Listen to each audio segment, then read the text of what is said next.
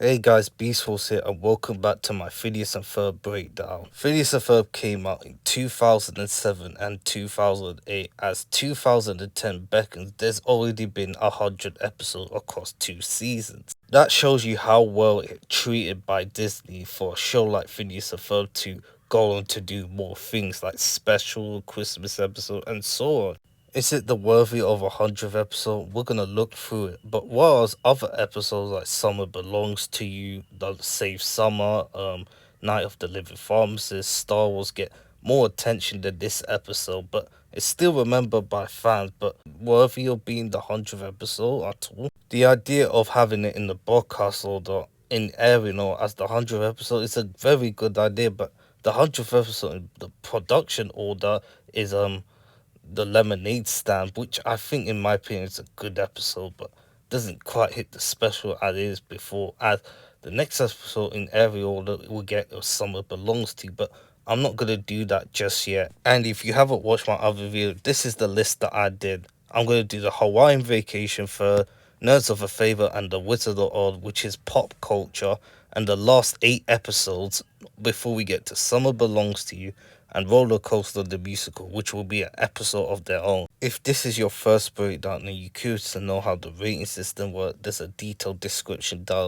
along with my other videos in my playlist. The worthy of 2 people, Kaz and Kim Robson, to write the 100th episode of Phineas and Ferb called Phineas and Ferb Hawaiian Vacation Part 1, which is premiered on July the 9th, 2010 on Disney Channel US, before Disney XD. Lawrence sees in Perry's Little Book, which gives them an idea to travel to Hawaii for a vacation.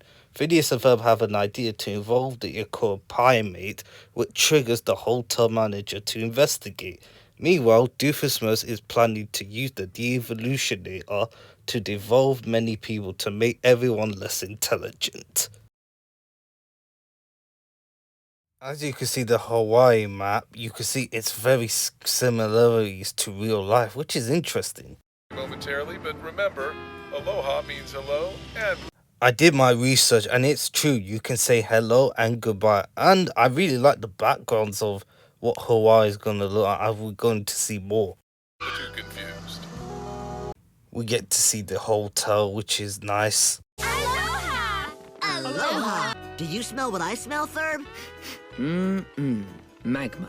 Man, Ferb is chatty in this episode. Oh, I can't wait to wipe out. Dear, wipeout means falling off the board. Relax it and taking a break from trying to bust Phineas and Ferb. And she does, and wait until the hotel manager gets involved. Man, I really like the room there. There's a picture, a waterfall, or this and that. Very detailed. Buenos dias, senor. Lawrence, it's Spanish. No, that's not necessary. We speak English here. Hawaii is part of the United States. The hotel manager is voiced by Phil Lewis, who did Mr. Mosby in The Sweet Life of Zack and Cody, which Ashley Tisdale, the voice of Candace, is also in The Sweet Life of Zack and Cody, which reunites. We're the Flynn Fletcher family, 2 adults, 3 children, and our pet platypus, Perry. Did you know Phineas and Ferb have just released Lo-Fi, which came out today or yesterday? I don't know. Which is 10 music of nostalgia of the past if you want to check in YouTube. Oh, hey, where's Perry? Aloha, Agent P. Looks like Perry the Platypus is not contacting his later, as he actually was indirected sent the Flynn Fletcher family to Hawaii. Subliminally persuade your host family to take their vacation in Hawaii. And it's all because of Perry the Platypus's anonymous to make sure that he lures them so he can do his agent to fight with Doof. Hey, how about Hawaii? Obviously up to no good. Find out what he's up to and put a stop to it. Pineapple scented Serenity Lotion with SPF. It's good that Candace read it first, as you can see the logo and the picture of it. Hey, there's Ducky Momo, a Hawaiian Ducky Momo. In production order, Nerds of a Feather came out before this episode, so that means, and Ducky Momo is actually first introducing that in, was it when Candace is wearing a costume? A-primes, Ferb. Crowning the queen, fighting robots, and designing websites. Ferb, we totally gotta get this. But where's Perry? The hotel manager said it, and now Phineas Film said it. Okay. Well, first of all, I just want to state for the record that this island was not my first choice. Island right over there, but It was already booked. It's unfortunate that he lost it and he has to remain in this area. Pink Unicorn Island. At least it's bigger than Skull Island. Come on. Oh, where are my manners? Aloha! That's Hawaiian for you're trapped! Man, I really like how Doofus tricks Perry all the time, which leads him to a trap. The ooze that I need for my latest evil device. Behold, the de-evolutionator! His plan is to devolve humans in the tri-state area, as Pacificus means more ape, as I show you on the screen. Isn't that just Darwin? Relax. Boy, do I need this. She's wearing a different type of swimsuit, but it's different, but it's the same as the backyard beach. One last chair. Candace, sometimes you need to be polite. You don't need to say something aggressive like I was here for. It'd be like, excuse me, can you move out the way? This is my seat. But they're really tiny, and it looks like they can only do one trick, moving towards a light source. Which is true, but I can't find any sources, but there are many sources that they move towards the light source. Ferb, do we have any more of that growth elixir? They're gonna make them as humans. I don't care if it's a Ferris wheel to Jupiter or a bionic meatloaf. Candace said meatloaf, so this could be foreshadowing for next season. Man, Hey, what are you two kids doing? is that against the rules? Well, let's see. No running, diving, pushing, or modern expressionism. Nope, nothing here. You guys are good to go. I really like how the security guard let Phineas and Ferb let the primates go in to become human. The song's called Pi Cabiasso, which Phineas and Ferb swim for their A primes, and he's sung by none other than Dal Fanassi, who also did this song right in this episode instead of Danny Jacob. As the primates become small as it gets bigger with legs and arms growing, which is very cool detail. Once again, Phineas and Ferb are having a very fun time with the primates. Look at them with different colours and that. Very cool.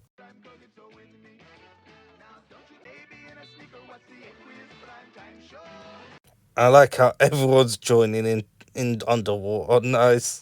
This song is very choreographed it very well as the other songs, but it's underwater, which makes it very, very cool. All right, Candace, you're finally doing it. In the spirit of La Ulea, or peaceful relaxation, Yoga Instructor is voiced by Ali McKay, who also going to do cover voices in My Little Murphy's Law. your Kumu. It means teacher. Oh, who are you kidding? You're taking the class. So let's start with a gentle standing back bend. I would do stretches if my back hurts.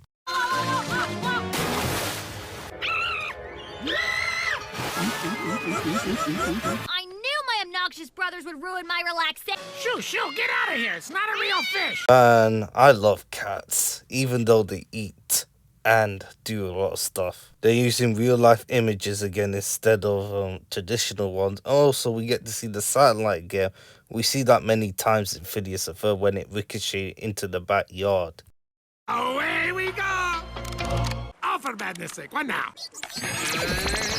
Man, he turns him into a monkey. This is what happens when you should have done testing on it, or just to make sure until then. Now it's gonna go willy-nilly again.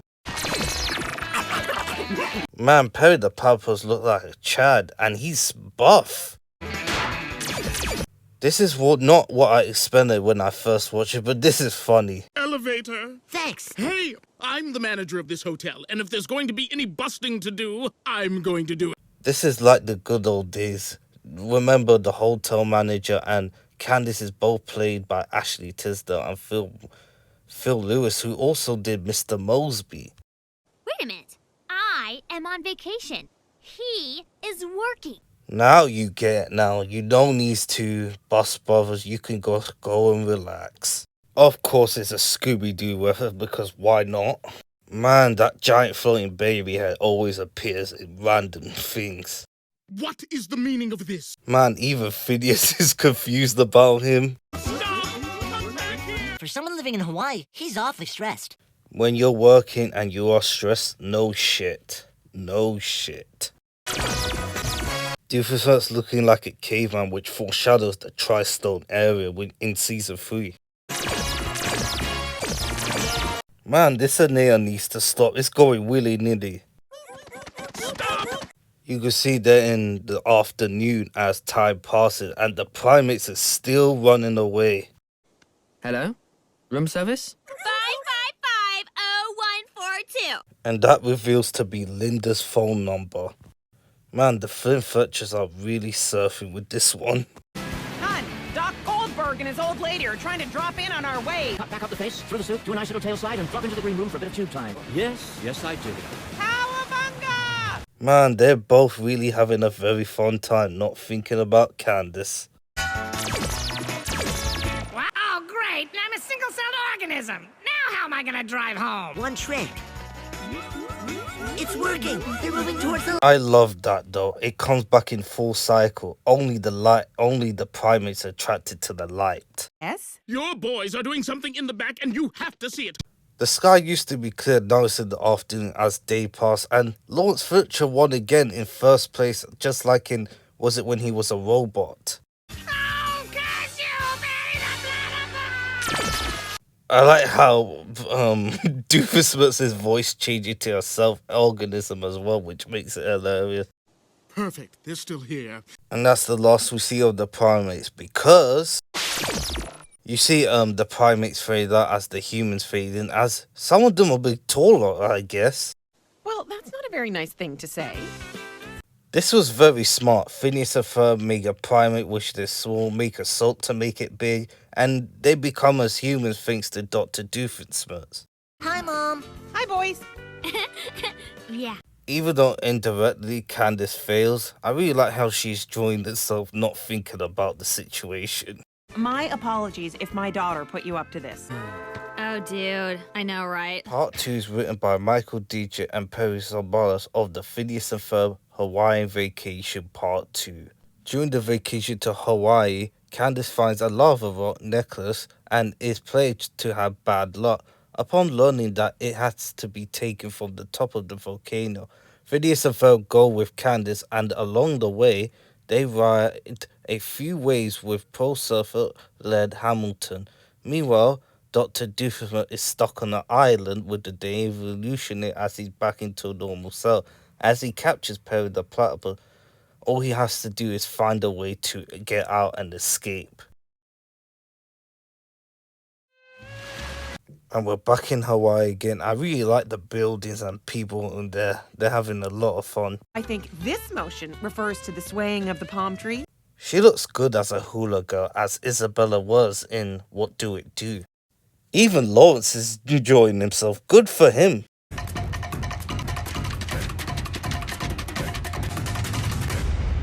Nicely done, bro. Man, Phineas and Ferb are really enjoying themselves after what happened after the last episode. Looks like Candace can make a sand sculpture. That's a massive improvement what she did in Atlantis. Ooh, a good luck charm. As Candace had the good luck charm, you can hear the music plays while the eyes glow. Who could have guessed that my de-evolutionator would backfire on me? All right, put your pseudopods down. If it's still working, I can throw it into fast forward and evolve back into my former wickedness. I like how Doofusmut's voice while he's inside the water, which makes it even like in real life. On this molecular scale control panel. I really like the buttons, the screen, and the interior inside with all the panels and the connections. Man, I really like the design of the fishes and everything on the water. It looks well done. It's strange that my underwear and socks evolved with me. Doofusmut's weight is inconsistent. In Five-Star Girl Jabu, he's trying to lose weight as he ate the cupcakes. But in Candace's Big Day, he eats the junk food later, which gains him weight as he begins to lose weight afterwards. And look where he is now.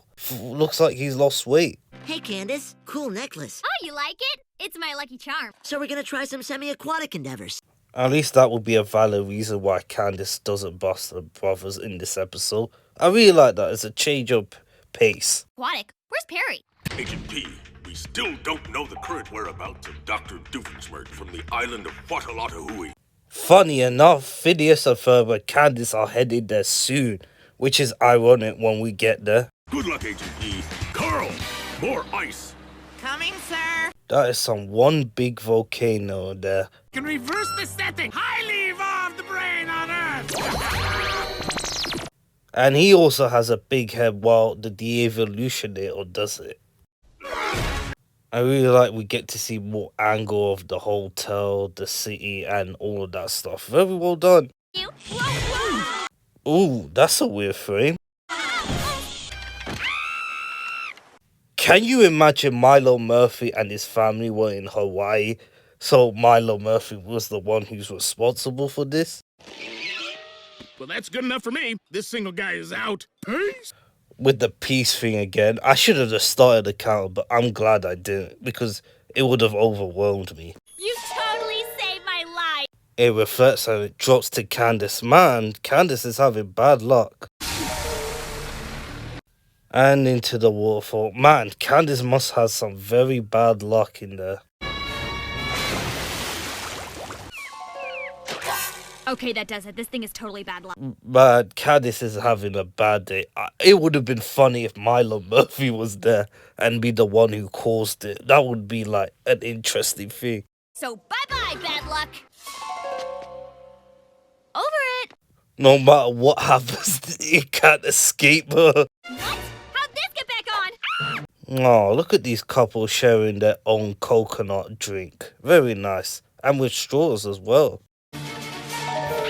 You must take it to the island of Watalatahua. Yeah, that's Kevin Michael Richardson. Of course. It can only be destroyed in the fire from which it was formed. We work for tips, you know.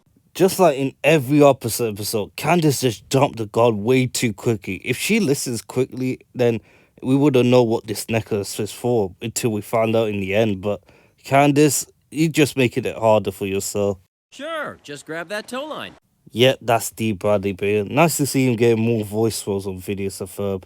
And also other voice actors getting background work as well in Phineas and Ferb, including Grey Delisle. Why is this happening to me? No more bad luck. Man, Candace, you destroyed Perry the Platypus's submarine. And we all know Perry the Platypus can swim underwater because platypus can swim underwater. Oh, bunga, kids. Laird Hamilton. Who is actually a big wave surfer in real life. Say, aren't you dudes a little young to be riding this kind of... No worries, bro. We're just gonna hot dog this honker past the boneyard to the sand. You got that off the internet, didn't you? Just like the previous episode. You got all that on the internet, didn't you? Yes, I did. Yes, I did. I'm doomed. Not surprised to see a front-faced Phineas in the Hawaiian vacation. And cursed. No matter how hard she tries to get rid of it, she can't get rid of the bad luck or good luck charm or whatever. I can't get rid of this tiki charm. What? Here, Candace, let us get rid of it for you.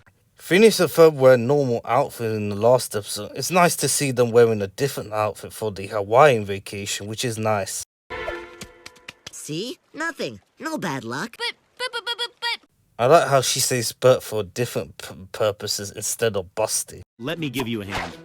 I found this on the beach. Man, why did you have to put it back in her necklace? It doesn't matter. It will come back anyway, no matter what. We need to get to the top of that volcano and throw it in. I know what we're gonna do today. Oh, I got something. It works! Steady the platypus! Man, Doofus was using a leaf and a stick to use like a metal detector to find treasure, but he found Perry. Because then, the tiki gods would win. And myself, supreme ruler of the tri-coconut area when no one was looking. Rock over there where I'm drying my socks and unleashed to those 3 coconut trees at the end of the beach. How Doofus and Perry will survive with each other? I have my minions. I did not create the minion. Looking at the de-evolutionator. Don't worry about that. It was doing bad things to my head, man. Why didn't you destroy it? What happens if someone else takes it from Hawaii and just use it for leverage? Looks like the crabs have found their new god. Hey! Oh, you are so going to be Crab Cocktail. Imagine these crabs are like old WCA agents like Perry the Platypus and other animals.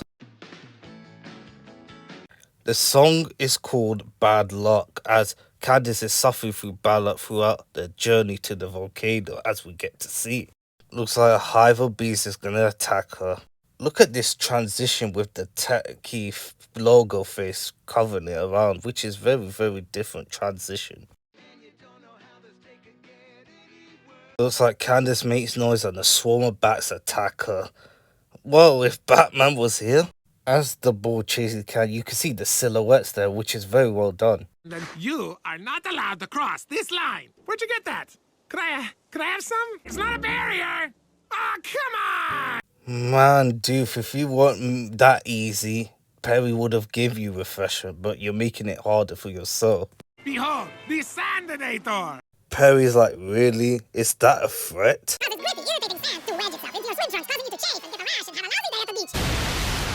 I have sand in my trunks, and it's really irritating. Man, Doofus must always hate sand, like Anakin. But at least I've got my hovel.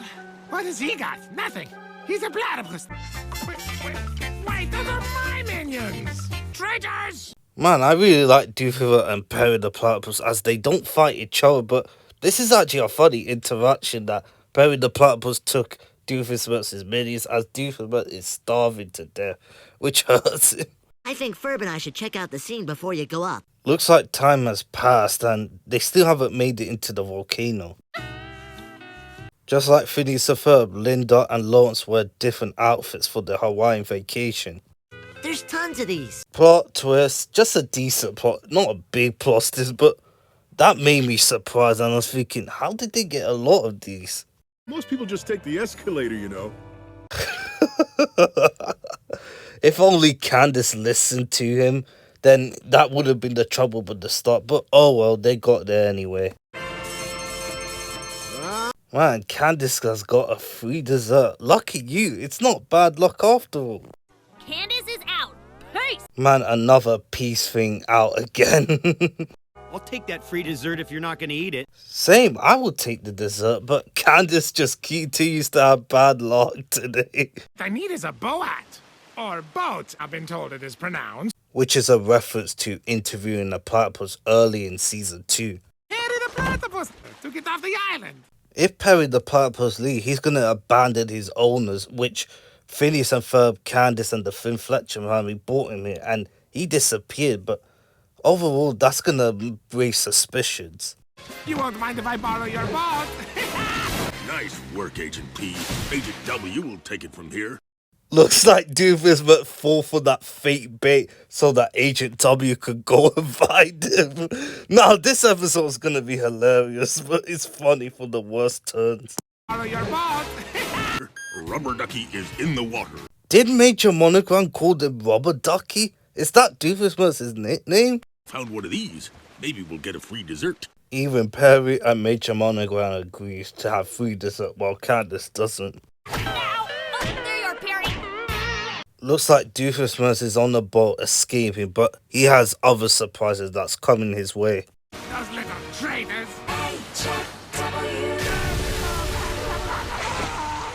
And this is Agent W's second appearance since she's the mayor. Listen up, both of you. Let's get one thing straight. Don't you forget it. Ow!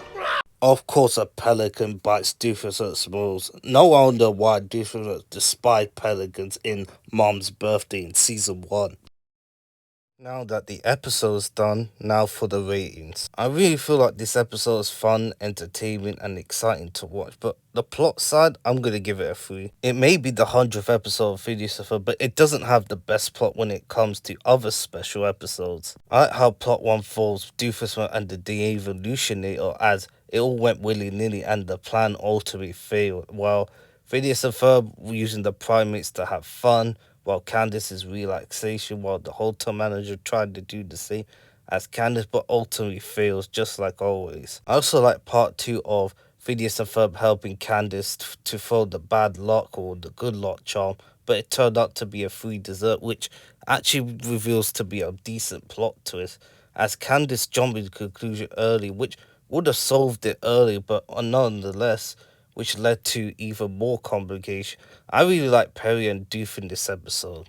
That dynamic is fun as Doofus was half naked as he was stuck in the island trying to get out, as he did but captured by Agent W, while Perry the Platypus was messing him up a bit, which is kind of fun, but overall he was hungry and starving to death, which I kind of feel sorry for, but overall it's very fun. Characterization will get a 5.